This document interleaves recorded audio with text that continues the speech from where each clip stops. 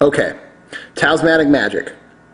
Knowing that by carrying a charged talisman, that you are carrying with you the energy of a planetary sphere, that you can begin to balance yourself out, or keep you tied to a powerful, positive planetary influence.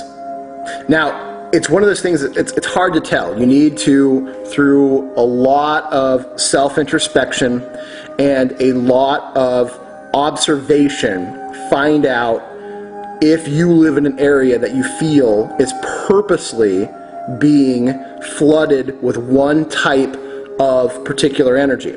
Now, that's hard to do, and I don't necessarily know if everyone's going to be able to do that. My best idea is that everyone listening who wants to be involved needs to start learning ceremonial magic. And I will give you one book that is not as if Aleister Crowley took a giant demonic shit in a box, shook it around, stuck his hands in it, and then finger painted his absolute pedophilic occultic ideas, okay? Aleister Crowley is a scumbag. Absolute Illuminati-owned scumbag. Pedophile scumbag. And believe me, powerful magician, but scumbag. Illuminati scumbag. I can't even tell you enough. So, the one book that is worthwhile, and I have no connection to this person whatsoever. None.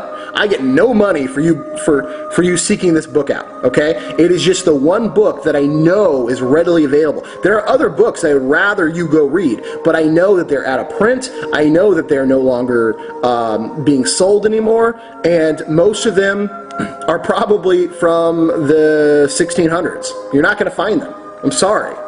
So, the one book that I know everyone can get that is easy to understand.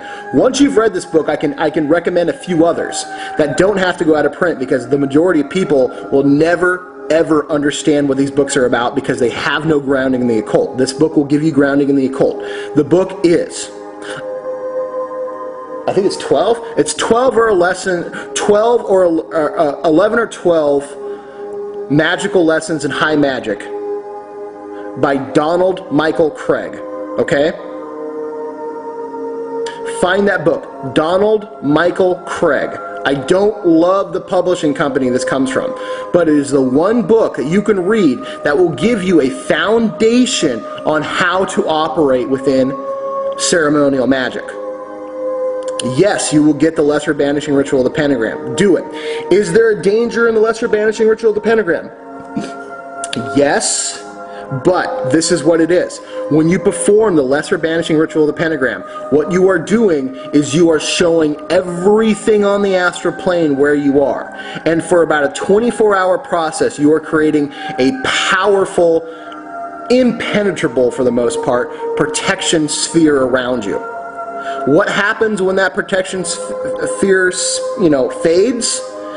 Things interested in you will probably come within your sphere of influence. So yes, you need to continue to do it at least once a day. It takes 5 minutes at the most, okay? Most of you, will take 5 minutes to jack off or brush your teeth. Believe me, you can find 5 minutes to do the Lesser Banishing Ritual of the Pentagram, okay?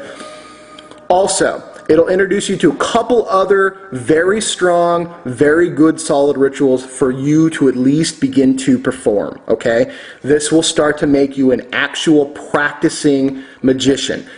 Is there problems with the book? Yes, but they're few.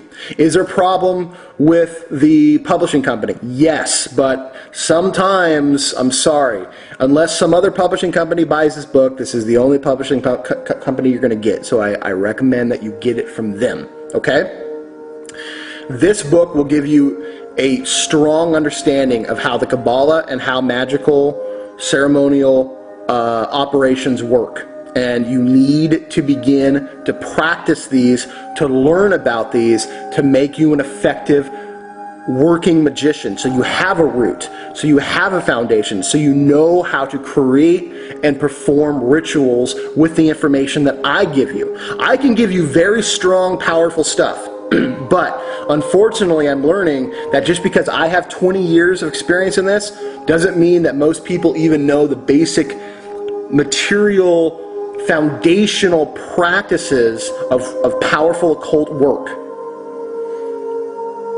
You know, we all learn our lessons. So I want you to be able to take the information that I give you and just plug it into your own foundation. But it's a strong foundation.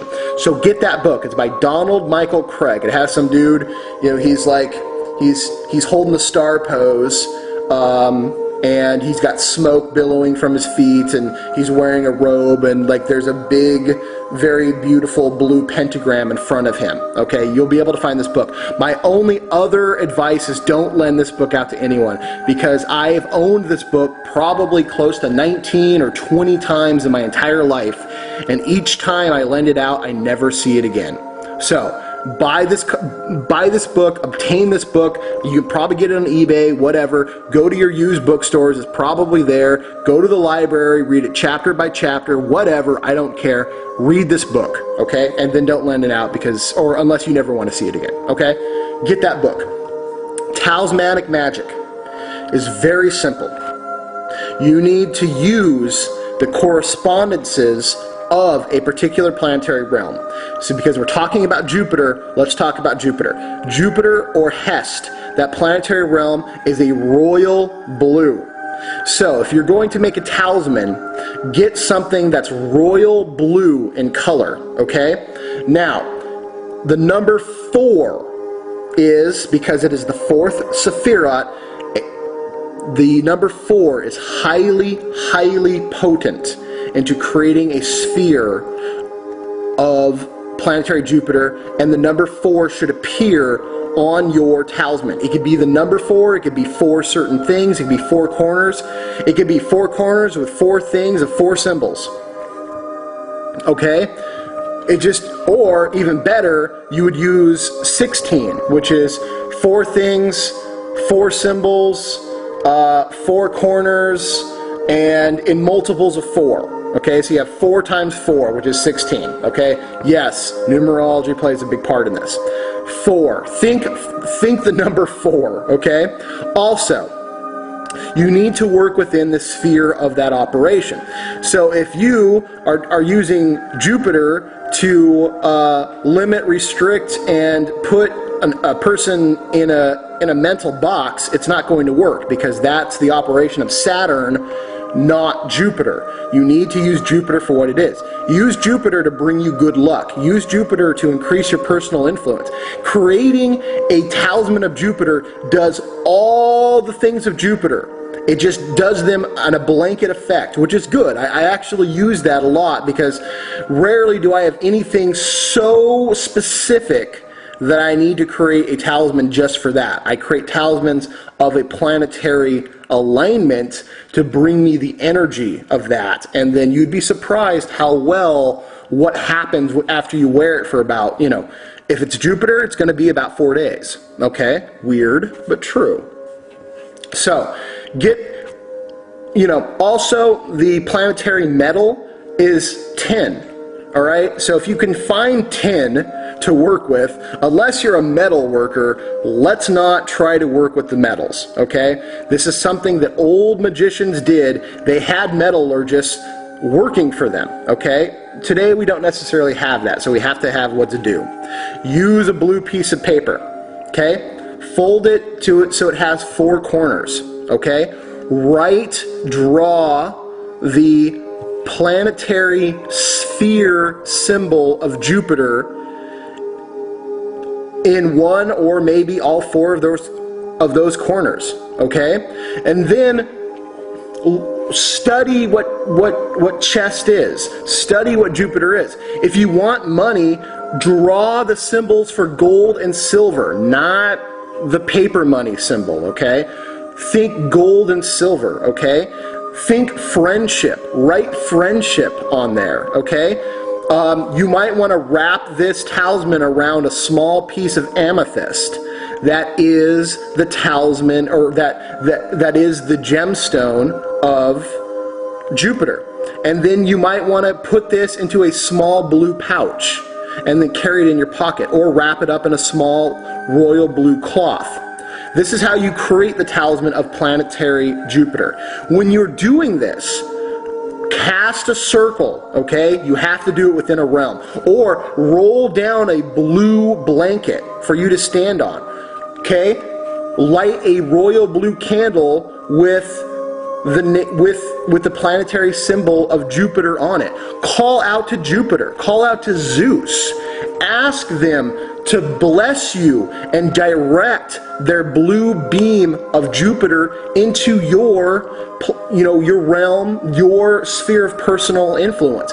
Ask them to charge this talisman with the energies of Jupiter and all things that you would need to go out and be the energy of Jupiter, the merciful helping hand of the earth.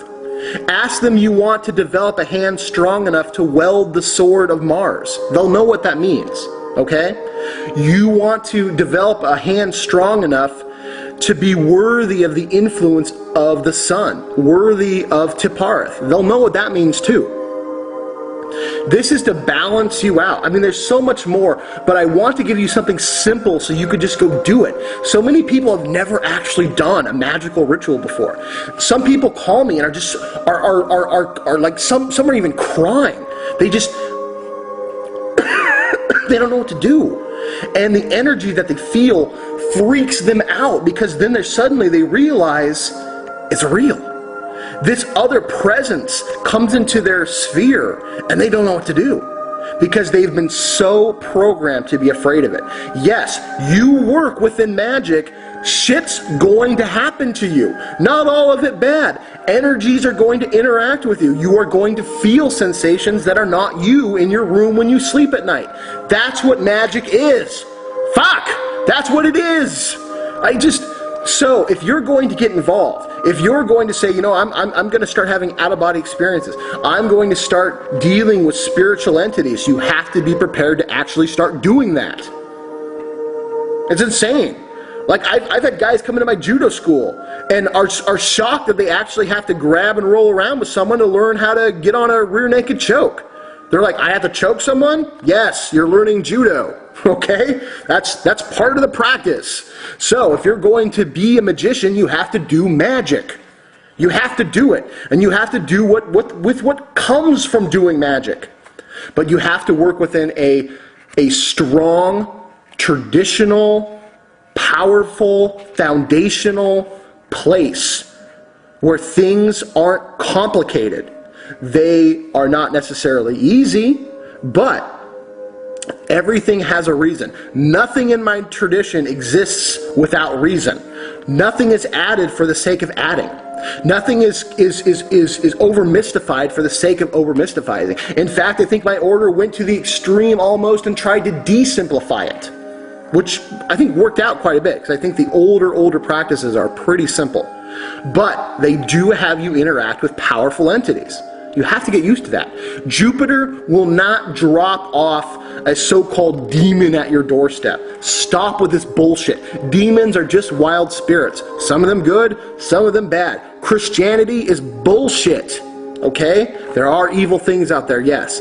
But when you're working with an entity like Mars or an entity like Jupiter, guess what? You have the power to rebuke those negative energies. They can't say no.